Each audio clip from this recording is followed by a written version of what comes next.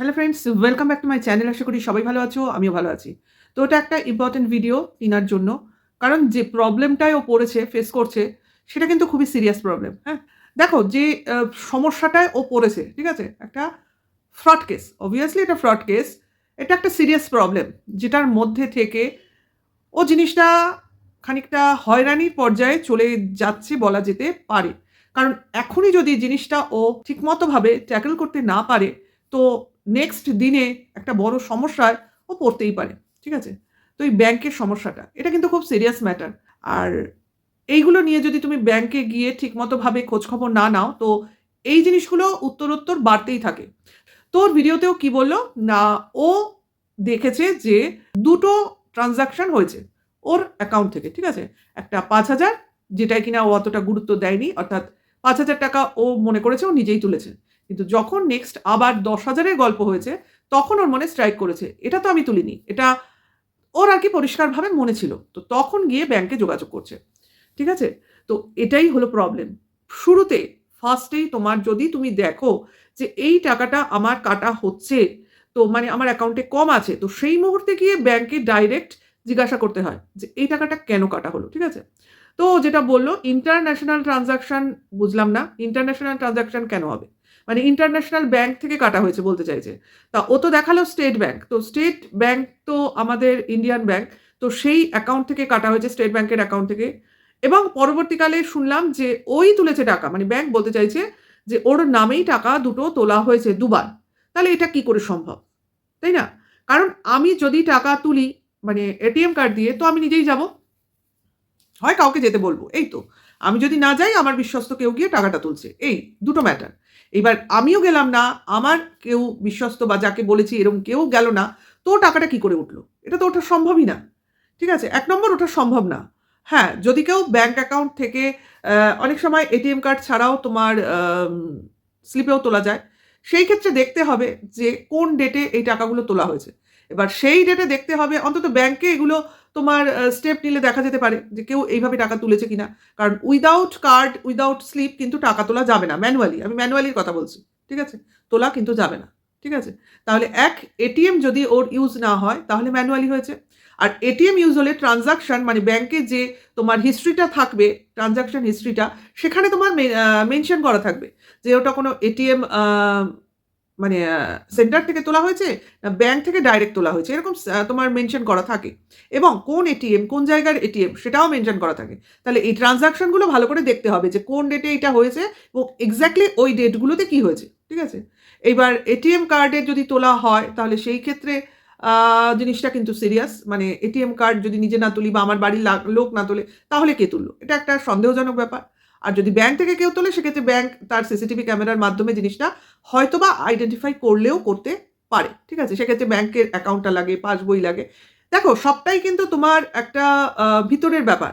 খুব পরিচিত ছাড়া এই কাজগুলো কেউ করবে না। কারণ কারোর হাতে ব্যাংকের পাসবই, এটিএম না থাকলে কেউ তো করতে পারবে না। তো এই ব্যাপারটা এইভাবে হলো। আরেকটা ব্যাপারে হতে পারে, যেটার ব্যাপারে টিনাকে সবসময় খেয়াল রাখতে হবে। সেটা হলো ইউপিআই ট্রান্সেকশন। জানি না ওর অ্যাকাউন্টে ইউপিআই আছে না নেই। আমি বলতে পারব না। যে অ্যাকাউন্টে ও মানে ওর এই কাজটা হয়েছে, এই ফ্রড কেসটা হয়েছে, সেটায় অ্যাকচুয়ালি ইউপিআই আছে না নেই, এটা আমার জানা নেই। যদি ইউপিআই থাকে, তাহলে সেক্ষেত্রেও কিন্তু অনেক সময় মোবাইল থেকেও লোকে টাকা তুলে নেয়। এবার সেই ক্ষেত্রে কিন্তু সবসময় তোমার একটা হিস্ট্রি থাকবে ইউপিআই সেকশনে। মানে যে অ্যাকাউন্টের মাধ্যমে টাকা তোলো আরকি, বা নিয়েছে কেউ, হয় তোমার মোবাইলের জিপে, ফোনপে, অমুক পে। তা তোমার নামেই তো টাকা তুলবে। তার একটা হিস্ট্রি থাকবে। তোমার ফোনেই থাকবে। সেই অ্যাকাউন্টের মধ্যেই থাকবে। তো সেখানে গিয়ে দেখতে হবে। ঠিক আছে? এই একটা উপায়ে আমি জিনিসটা বার করতে পারি, নিজেই বার করতে পারি। আরেকটা জিনিস হতে পারে, অনেক সময় তোমার ওটিপি শেয়ার করেও টাকা দেওয়া নেওয়া হয়, যেহেতু প্রমোশনাল কাজে ব্যস্ত। তো সেই ক্ষেত্রেও ওটিপি শেয়ার করলেও কিন্তু অনেক সময় টাকা কেটে নেয়। মানে এইভাবে ফ্রড হয়। এই যে বিভিন্ন রকম কোম্পানির মাধ্যমে ও টাকা নেওয়া বা দেওয়া করে, নিশ্চয়ই করে। বিজনেসের ব্যাপার তো। তো সেই ক্ষেত্রে অনেক সময় ওটিপির একটা ব্যাপার থাকে। কিন্তু আমরা জানি সবসময়, বা ব্যাংক এটা আমাদের বলে দেয়, বা অনেক সময় অনেক রকম মেসেজ আমাদের মানে সতর্কীকরণ এসে থাকে। কখনো তোমার আ unknown মানে কোনো মেসেজের মাধ্যমে ওটিপি আসলে, সেই ওটিপি কাউকে শেয়ার করবে না। তাহলে কিন্তু তোমার ব্যাংকের এই ফ্রড গুলো হচ্ছে আজকাল। ঠিক আছে? মানে unknown কোনো লিংকে ক্লিক বা ওটিপি শেয়ার বা ওটিপি কাউকে বলা, এই জিনিসগুলো যদি তুমি করো তাহলে সেক্ষেত্রে কিন্তু তোমার এই ফ্রড কেসগুলো হয়, ঠিক আছে? কারণ হচ্ছে, আজকাল হচ্ছে, অনেকের সাথেই হচ্ছে। ইভেন আমার সঙ্গেও হয়েছে। তার জন্য আমি এই জিনিসগুলো বুঝতে পারছি, ঠিক আছে? যাই হোক, সেটা কথা না। কথাটা হচ্ছে রেগুলার ব্যালেন্স চেক করবে, একটা বড় কথা। ব্যাংকের ব্যালেন্স যদি ইউপিআই থাকে তাহলে তুমি রেগুলার ব্যালেন্স নিজে চেক করতে পারবে, বা স্টেট ব্যাংকের অ্যাকাউন্ট হলে ইউনোর দ্বারা তুমি ব্যাংক ব্যালেন্সটা নিজেই চেক করতে পারবে। তারপরে এইসব যদি অ্যাপগুলো তোমার ফোনে থাকে ইউনো, স্টেট ব্যাংকের জন্য, তাহলে তোমার এই ব্যাংকে টাকা কাটা বা টাকা জমার তো মেসেজ আসতেই থাকবে। তো সেইগুলো রেগুলারিটি একটা মেইনটেইন করতে হবে। তা এখন তো আ যখন সেক্রেটারি অলরেডি এসে গেছে, জয়েন করে গেছে, তিনাই বলল। তো সেক্ষেত্রে আমি তো বলব অন্যান্য কাজগুলো যখন সেক্রেটারি দেখছে, অন্তত এই ব্যাংকের ব্যাপারটা টিনা যেন নিজে পুরো ব্যাপারটা দেখে বা হ্যান্ডেল করে। তাহলে সেক্ষেত্রে এই জিনিসগুলো হয়তো আর ভবিষ্যতে হবে না। আর সবথেকে গুরুত্বপূর্ণ কথা বা পরামর্শ সেটা হলো, যে অ্যাকাউন্টে এই জিনিসটা হয়েছে ইমিডিয়েটলি সেই অ্যাকাউন্টটা ক্লোজ করে দেওয়া উচিত। আবার একটা নতুন করে অ্যাকাউন্ট খুলে এইখানে যা টাকা পয়সা আছে এখন তো ইমিডিয়েট ট্রান্সফার করে নেওয়া উচিত। কারণ এই অ্যাকাউন্টটা সম্ভবত ও রাখা উচিত হবে না। যতদূর মনে হচ্ছে। কারণ এই অ্যাকাউন্টটার মাধ্যমে এখন হয়তো অনেকেই অনেকভাবে আরো বড় রকম তুলে নিতে পারে, কে বলতে পারে না। তাই না? তো সেটাই হলো কথা। এটা যদি তোমার Google অ্যাকাউন্টের সঙ্গে থাকে তো obviously এটা চেঞ্জ করে প্রাইমারি অ্যাকাউন্টটা চেঞ্জ করে নাও। আরেকটা নতুন অ্যাকাউন্ট এড করো। এটাকে আর প্রাইমারি রেখো না। কারণ ভবিষ্যতে কিন্তু প্রচুর হ্যাকার্স বেড়ে যাচ্ছে। কারণ অলরেডি আমরা জানতে পেরেছি আমাদের ইউটিউবের একজন পরিচিত ও কন্ট্রোভার্সি ক্রিয়েটর, তার চ্যানেলটা হ্যাক হয়েছে। তোমরা সবাই চেনো। সোমা বিউটি লাইফসের চ্যানেল। তো তার চ্যানেলে এখন দেখছি গেমিং কতগুলো ভিডিও আসছে। তা ভাবো কিভাবে, ওর তো খুবই অল্প সাবস্ক্রাইবারের ১০,০০০ এর মনে হয় সাবস্ক্রাইবারের চ্যানেল। তো সেই চ্যানেল হ্যাক করে নিয়েছে ভাবো। তা সেই জন্যই বলছি যে কোনো আম মানে অসুবিধা হলে ইমিডিয়েট অ্যাকশন নেওয়া উচিত এবং নিজের সেফটি নিজের কাছে, তাই না? তো আমি টিনাকে বলব, ভাই চ্যানেল বলে কথা, সব জিনিসটাই সমস্ত আ মানে কি বলবো, গোপনীয়তা রেখে জিনিসটাকে মেইনটেইন করো। আর obviously অ্যাকাউন্টটা চেঞ্জ করে নাও। কারণ এটা কিন্তু করা দরকার এখন মনে হচ্ছে। কারণ অনেক রকম প্রমোশনাল কাজ আসছে না? তো সেই ক্ষেত্রে এই জিনিসগুলো কিন্তু এইবার ওকে আরো গোপনীয়তার ব্যাপারে মেইনটেইন করতে হবে। তো আমি তো বলব যে একটা অ্যাকাউন্ট তুমি এমন রাখো যেখানে তুমি সমস্ত টাকা রাখবে। ঠিক আছে? আর মানে যে অ্যাকাউন্টটা তুমি কোনো আম মানে বাইরের কাজে ইউজ করবে না। বাইরে যেসব টাকা আসবে যাবে, মানে যেখানে তোমার ট্রান্সেকশন গুলো হবে সেটার জন্য একটা অ্যাকাউন্ট আলাদা রাখো। এবার সেই অ্যাকাউন্টে টাকা এলেই সেই অ্যাকাউন্ট থেকে টাকা তোমার যেটা একটা সিকিউরড অ্যাকাউন্ট সেখানে ট্রান্সফার করে দাও। এটাই হচ্ছে বড় কথা। কারণ আমরাও যেটা ট্রান্সেকশন করি না, অবভিয়াসলি বড় অ্যামাউন্ট যে অ্যাকাউন্টে থাকে সেই অ্যাকাউন্টটা কখনো আমরা আ পাবলিক করি না বা ইউজ করি না সবসময়। ঠিক আছে? মানে এই ইউপিআই বা অনলাইন এই ব্যাপারগুলো ওখানে রাখি না। এটা নিজেদের সিকিউরিটির জন্য। আর যে অ্যাকাউন্টটা দিয়ে আমরা ইন জেনারেল ট্রান্সেকশন চালাই ডেইলি লাইফে, সেই অ্যাকাউন্টে খুব অল্প সংখ্যক টাকা থাকে। ইচ্ছে করেই রাখি।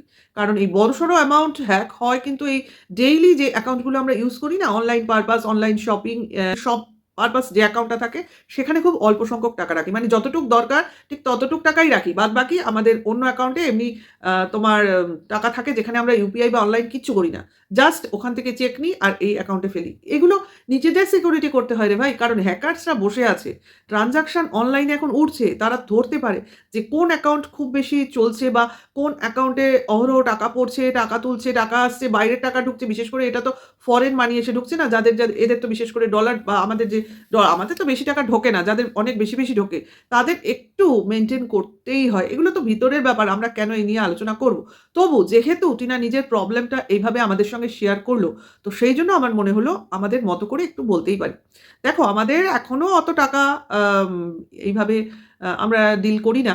করার মানে আমাদের মানে সেই অবস্থায় আমরা নেই। ও খুবই ছোট ইউটিউবার বলতে পারো। মানে ওই জাস্ট গজিয়েছি এরকম বলা যায়। তো সেইখান থেকে কাউকে উপদেশ দেওয়া, সেটা কিন্তু অভিজ্ঞতা থেকেই দিচ্ছি। ঠিক আছে? মানে এমন নয় ইউটিউবার হিসেবে দিচ্ছি। প্রবলেম সবারই হয়। এবার কেউ ট্যাকেল করতে পারে, কেউ পারে না। ঠিক আছে? তো সেই জায়গা থেকে ব্যাংকের ব্যাপারটায় আমার সবসময়ই মনে হয় ব্যাংক প্রচণ্ড টাকা-পয়সা কিন্তু কাটে। এখন তো মানে একটা এটিএম চার্জ বলো, আম এসএমএস চার্জ বলো, আ তারপরে তোমার কি বলে? উম এখন তো ইউপিআই চার্জও কাটে। মানে বেশি ইউপিআই ট্রান্সেকশন করলে সেই টাকাও কাটে। মানে টাকা কাটার জন্য ব্যাংক বসে আছে। এবার তোমার যত টাকা তত কাটবে। যাই হোক সেটা কথা না। কথাটা হচ্ছে এই যে ব্যাপারটা ঘটলো এটা নিয়ে টিনার খুবই মাথা যন্ত্রণা শুরু হয়ে গেছে। হেডেক তৈরি হয়ে গেছে, টেনশন হচ্ছে এবং চাপ তৈরি হয়েছে। বোঝা যাচ্ছে ওর চোখ মুখ দেখে।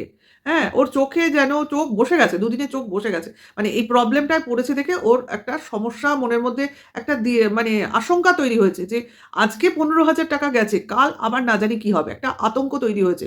তো সেই জন্যই বলছি ইমিডিয়েট অ্যাকাউন্ট চেঞ্জ করো এবং আ এসবিআই কিন্তু এই ধরনের কোনো আ মানে কি বলবো ফ্রড কেস করে না। ব্যাংক কিন্তু এগুলো করে না।